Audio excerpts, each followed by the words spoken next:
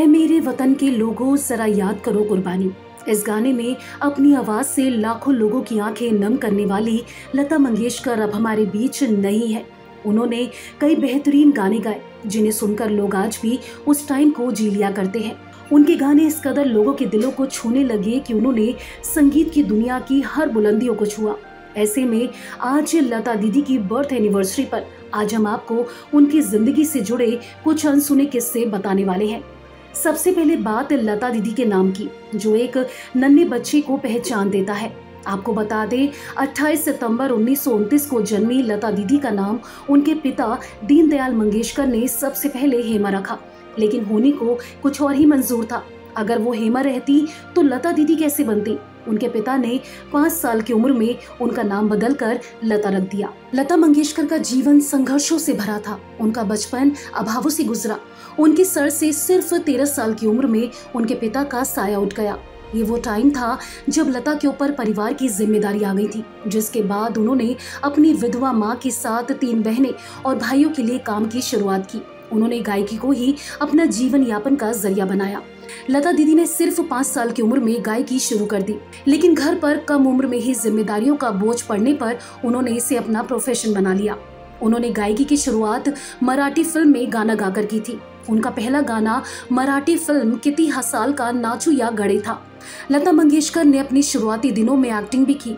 उन्होंने अपने पिता के दोस्त मास्टर विनायक की फिल्म पहली मंगला गौर में एक्टिंग भी की है। इसके बाद लता दीदी को पहला हिंदी गाना गाने का मौका मिला। इस गाने का नाम था माता एक सपूत की। लता दीदी की प्रतिभा को उस वक्त सबसे पहले जाना था संगीतकार मास्टर गुलाम हैदर ने। उन्होंने लता जी की आवाज सुनी और उन्हें इंडस्ट्री में लोगों तक पहुंचाने की कोशिश की। उस वक्त लता जी काफी कमजोर थी। वो दौर था जब लता जी की आर्थिक हालत बेहद खराब थी। मास्टर गुलाम हैदर और लता जी का किस्सा बेहद फेमस है। फिल्म मेकर शशिधर मलिक एक शहीद नाम की फिल्म बना रहे थे, जिसमें गुलाम हैदर संगीत दे रहे थे, लेकिन जब उन्होंने लता की आवाज शशिधर को सुनाई तो उन्होंने आवाज को रिजेक्ट कर दिया, ये बोलकर कि उनकी आवाज बहुत ज्यादा पतली है। उसके बाद मास्टर गुलाम को ये बात बहुत ज्यादा चुभ गई और उन्होंने लता जी को स्टार बनाने की ठान ली। इस घटना के बाद वो दिन जल्दी आया जब 1948 में लता जी को फिल्म मजबूर में मास्टर गुलाम हैदर ने एक गाना गवाया और गाने के बोल थे दिल मेरा तोड़ा। इसके बाद लता जी की किस्मत बदल गई। लता मंगेशकर जी ने इंटरव्यू के दौरान बड़ा ही दिलचस्प किस्सा सुनाया। उन्होंने बताया कि उनके पिता दीनानाथ मंगेशकर को बहुत टाइम तक पता ही नहीं था कि वो गाना भी गाती हैं। उन्होंने ये भी कहा कि अगर उनके पिता जिंदा होते तो शायद वो सिंगर ना बन पाती।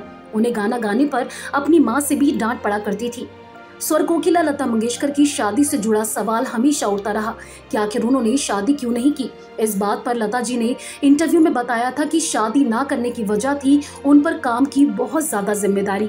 इसके साथ ही उन पर अपनी बहनों को भी सेटल करने का बहुत ज्यादा दबाव था। इसी वजह से वो शादी नहीं कर पाई। लता मंगेशकर जी ने भले ही शादी नहीं की, लेकिन डूंगरपुर के महाराजा राज सिंह से उनका प्रेम था।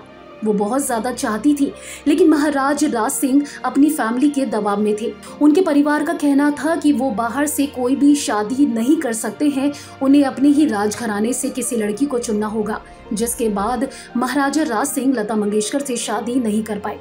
लता मंगेशकर और किशोर कुमार की जोड़ी ने बहुत हिट गाने दिए। उनकी दोस्ती के किस्से भी बहुत मशहूर थे।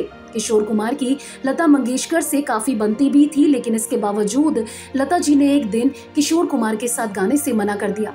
इसके पीछे की कहानी ये थी कि किशोर कुमार जब भी आते थे तो लता जी को खूब जोक सुनाते थे, जिसे सुनकर वो लगातार हंसती रहती और उनकी आवाज गड़बड़ हो जाती। इसी वजह से उन्होंने किशोर कुमार के साथ गाने से मना कर दिया। ऐसा ही एक किस्सा लता मंगेशकर का मोहम्मद रफी के साथ भी था। रिपोर्ट्स की माने तो दोनों के बीच 4 साल तक अनबन थी और बताया जाता है कि गाने की रॉयल्टी को लेकर उन दोनों के बीच अनबन थी। हालांकि 4 साल के बाद दोनों का रिश्ता फिर से ठीक हुआ और दोनों ने एक साथ काम करना शुरू कर दिया। लता दीदी को लेकर बड़ा खुलासा उनकी बेहद करीबी पद्मा सचदेव ने अपनी किताब ऐसा कहां से लाऊं में किया था। उन्होंने अपनी किताब में जिक्र किया कि साल 1962 में लता जी को जब वो 32 साल की थी तो कोई उन्हें स्लो पॉइजन दे रहा था। हालांकि इस मामले में कभी खुलासा नहीं हो सका कि आखिर उन्हें मारने की कौन कोशिश कर रहा है। वो कौन लोग थे जो लता जी को मारने की साजिश रच रहे थे। लता दीदी ने जीवन में बहुत नाम कमाया उन्होंने इंडस्ट्री के लिए बहुत ज्यादा काम भी किया। लता दीदी ने 36 भाषाओं में गाने रिकॉर्ड किए। इसके साथ ही लता जी ने हिंदी भाषा में 1000 से ज्यादा गानों को अपनी आवाज दी। साल 1979 में दादा साहेब फाल्के अवार्ड से सम्मानित किया गया था लता जी को। साल 2001 में लता दीदी को भारत का सर्वोच्च नागरिक सम्मान भारत रत्न भी दिया गया। आज भले ही स्वर कोकिला लता मंगेशकर जी हमारे बीच ना हो, लेकिन उनके गाए गाने आज भी लोगों के जहन में है। लता जी को याद कर लोगों की आंखें आज भी नम हो जाती हैं, क्योंकि भारत ने अपना एक ऐसा रत्न खो दिया है जिसे वापस पाना नामुमकिन है।